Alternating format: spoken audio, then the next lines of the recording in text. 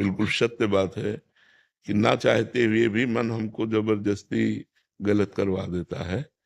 पर हम कोशिश करें, मन को वश में करना नामुमकिन नहीं है, उसको हम कोशिश करें धीरे धीरे धीरे धीरे।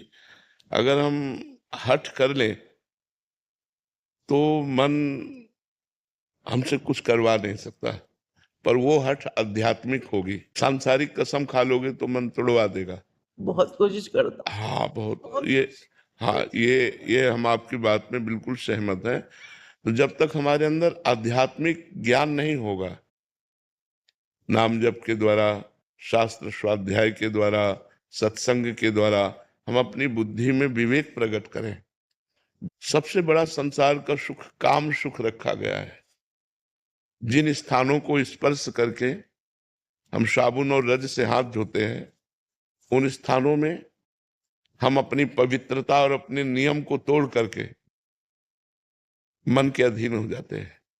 ये आप तो गृहस्थ में हो, हम भगवत मार्ग के पथिकों की भी बात करते हैं कि जो साधक सावधान नहीं रहते, उनको ये मन घसीट करके इन्हीं गंदी बातों में डाल देता है।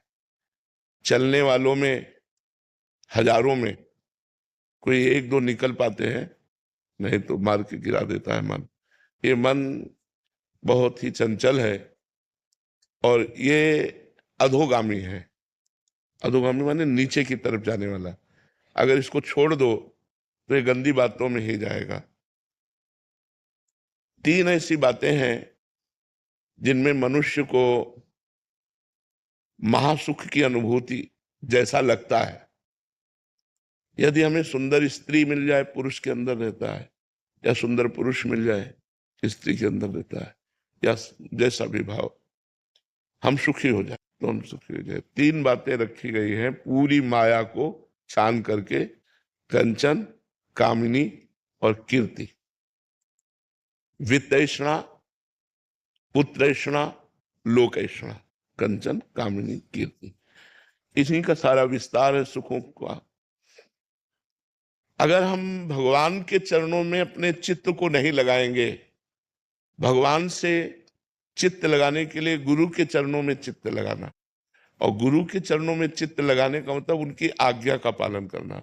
संत और गुरु की आज्ञा का पालन करने से हमें आध्यात्मिक बल आता है, और उसी बल से हम अपनी इंद्रिय और मन को निग्रह कर सकते हैं, भोगों से हटा सकते हैं।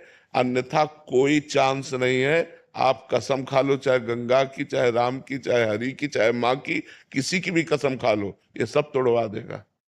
जब ये अपने आप में आएगा ना, तो जैसे हाथी है ना, हर जंजीर को तोड़ देता है, ऐसे मन मतवाला गजराज है, ये तोड़ करके जबरदस्ती विषयों में गिरा ही देगा। यद्यपि आपकी इच्छा नहीं है कि मैं ऐसा गलत ना करूं, फिर भी आपसे गलत करवा देगा। इसलिए मामे प्रपद्यन्ते माया में ताम तरन्ति ते, श्री भगवान कहते हैं मेरी शरण में हो जाओ। मन मना भो मद भक्तो माद्याजी माम नमस्कुरु, मेरे को प्रणाम करो,